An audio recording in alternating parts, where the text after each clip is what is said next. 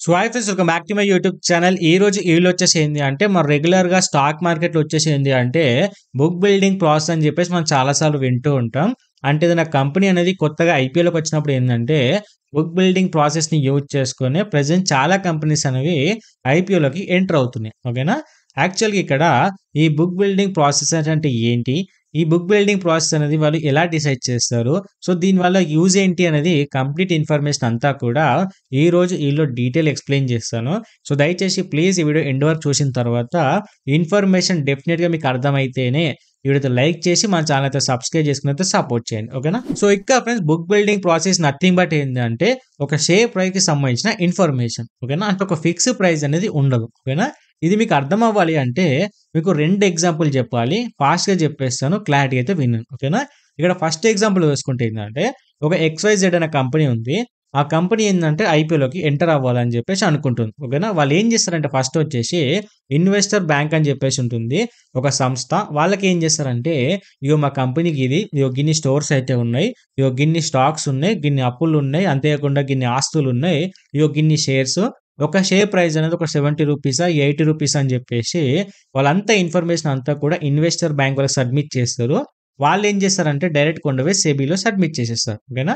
SEBI అనేది approve ఇచ్చిన తర్వాత వీళ్ళు ఏంటంటే ఐపీలోకి ఎంటర్ అవుతారు. అప్పుడు మనం ఏంటంటే ఆ కంపెనీకి సంబంధించిన షేర్స్ అనేది ఒక 70 రూపీస్ 80 రూపీస్ ఫిక్స్ అయిపోతారు కదా, ఆ ప్రైస్ కి మనకు నచ్చిన షేర్స్ అని కొనుక్కోవచ్చు. ఓకేనా. ఇది first example. And second example వచ్చేసి ఏంటి అంటే ఇప్పుడు అదే కంపెనీ ఒక ఎక్స్‌వైజెడ్ కంపెనీ ఉందనుకోండి. ఆ కంపెనీ వచ్చేసి సేమ్ డీటెయిల్స్ అన్ని డీటెయిల్స్ ఇచ్చేస్తారు. నా ఆస్తులు ఇన్ని, అప్పులు ఇన్ని, స్టాక్స్ ఇన్ని, షేర్స్ ఇన్ని అని చెప్పేసి. అంతేకాకుండా ఒక షేర్ ప్రైస్ అనేది మేము ఇంకా ఫిక్స్ అవ్వలేదు, ఒక 75 నుంచి 80 రూపీస్ అనుకుంటున్నామని చెప్పేసి వాళ్ళ ఇన్ఫర్మేషన్ అంతా కూడా ఇన్వెస్టర్ బ్యాంక్ వాళ్ళకి సబ్మిట్ చేస్తారు.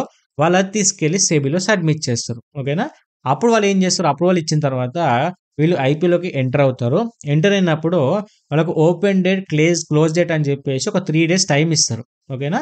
సో 3 డేస్ టైం ఇచ్చినప్పుడు వాళ్ళక్కడ ఏందంటే మనకు ఒక ఫిక్స్ ప్రైస్ ఉండే షేర్ కొనుక్కున్నప్పుడు. ఫస్ట్ ఎగ్జాంపుల్ చూసుకుంటే ఏందంటే ఫిక్స్ ప్రైస్ ఉంటుంది. అప్పుడు ఏందంటే 70 రూపీస్‌కు మనకి నచ్చిన షేర్స్ అని కొనుక్కోవచ్చు. బట్ ఈ సెకండ్ ఎగ్జాంపుల్ చూసుకుంటే ఏంది అంటే మనకొక ఫిక్స్ ప్రైస్ ఉండదు. 75 నుంచి 80 రూపీస్ అయితే ఉంటుంది. ఆ ప్రైస్‌లో మనకు నచ్చిన ప్రైస్ 75, 76, 77, 78, 79, 80. ఓకేనా. ఈ ఓవరాల్ 5 ప్రైజెస్‌కి మనకు నచ్చినన్ని షేర్స్ అయితే కొనుక్కోవచ్చు. ఈ యొక్క ఫిక్స్ ప్రైస్ లేదు గదా, దీన్నే బుక్ బిల్డింగ్ ప్రాసెస్ అని జెప్పేసి అంటారు. ఓకేనా. సో దీనివల్ల కొంచెం నెగెటివ్ ఉంది, పాజిటివ్ ఉంది. అదేంటి అని జెప్తాను. ఇప్పుడు బుక్ బిల్డింగ్ ప్రాసెస్‌లో ఒక కంపెనీ వచ్చింది 75-80 రూపీస్ అని జెప్పి ఐపీఓలోకి ఎంటర్ అయింది. ఓకేనా. ఇప్పుడు మనం ఏం జేసాము, 3 డేస్ డ్యూరేషన్ ఉంటుంది గదా, ఆ డ్యూరేషన్‌లో మనకు నచ్చిన ప్రైస్‌కి మన షేర్ అయితే కొనుక్కున్నాం. ఇప్పుడు నేను ఒక 77 రూపీస్‌కి కొనుక్కున్నా అనుకోండి. ఓకేనా. కొనుక్కున్న తర్వాత ఒక 100 షేర్లు కొన్నా 77 రూపీస్‌కి. ఇప్పుడు మనకు లిస్టింగ్ డేట్ వస్తది కదా, ఒక 3 డేస్ తర్వాత, ఒక 5 డేస్ గ్యాప్ వచ్చిన తర్వాత ఈ కంపెనీ అనేది కంప్లీట్‌గా లిస్ట్ అవుతుంది. ఓకేనా. లిస్ట్ అయినప్పుడు ఏందంటే ఈ యొక్క 75 నుంచి 80 మధ్యల ఎవరు ఎక్కువ మంది ఏ ప్రైస్‌కి పెట్టి కొనుక్కుంటున్నారో ఆ ప్రైస్‌నే వాళ్ళు ప్రైస్‌గా ఫిక్స్ చేసేసి లిస్టింగ్ రేట్ రోజు రిలీజ్ చేస్తారు. కొన్ని కంపెనీస్ ఏందంటే ఫస్టే ప్రైస్ ఫిక్స్ అయిపోతారు. కొన్ని కంపెనీస్ ఏందంటే ఇలా మనకి ఏదైతే షేర్ కొనుక్కుంటున్నారో దాన్ని బట్టి ప్రైస్ ఫిక్స్ అవుతారో దీన్ని బుక్ బిల్డింగ్ ప్రాసెస్ అంటారు. ఓకేనా. ఇప్పుడు నేను చెప్పాను కదా 77 రూపీస్‌కి కొనుక్కున్నా. లిస్ట్ అయిన రోజు వాళ్ళు ఒక కంపెనీకి సంబంధించిన షేర్ ప్రైస్ వచ్చేసి 75 రూపీస్ ఫిక్స్ అయ్యారనుకోండి. అప్పుడు ఏమవుతుంది, 75 రూపీస్‌కి ఫిక్స్ అయింది కాబట్టి నేను ఫస్ట్ ఏం చేసినా ఒక 2 రూపీస్ ఎక్కువ పెట్టి 77 రూపీస్‌కి కొన్న ఒక షేర్ వచ్చేసి. ఓకేనా. అంటే ఎక్కువ ఇన్వెస్ట్ చేసినా కాబట్టి, అంటే వాళ్ళు ఎక్స్‌పెక్ట్ చేసిన దానికన్నా నేను ఎక్కువ ఇన్వెస్ట్ చేసినా కాబట్టి నేను కొన్న ఆ 100 షేర్లు అనేవి నాకు అలొకేట్ చేస్తారు. అంటే నా డీమాట్ అకౌంట్‌లో యాడ్ అయిపోతాయి. ఓకేనా. ఇప్పుడు అదే షేర్ నేను 77 రూపీస్‌కి కొన్నా గదా, ఒక లిస్టింగ్ డేట్ వచ్చినప్పుడు 79 80 రూపీసో వచ్చిందనుకోండి. అంటే నేను కొన్న దానికన్నా ప్రైస్ ఎక్కువయింది. అంటే వాళ్ళు లాస్ అవుతారు గదా. సో అలాంటప్పుడు ఏం చేస్తారంటే నేను కొన్న 100 షేర్స్ అనేవి నాకు అలొకేట్ చెయ్యరు. ఓకేనా. సో నా మనీ రీఫండ్ అయిపోతుంది.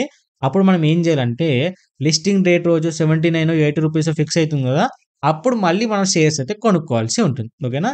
ఇలా ప్రాసెస్ అయితే ఉంటుంది.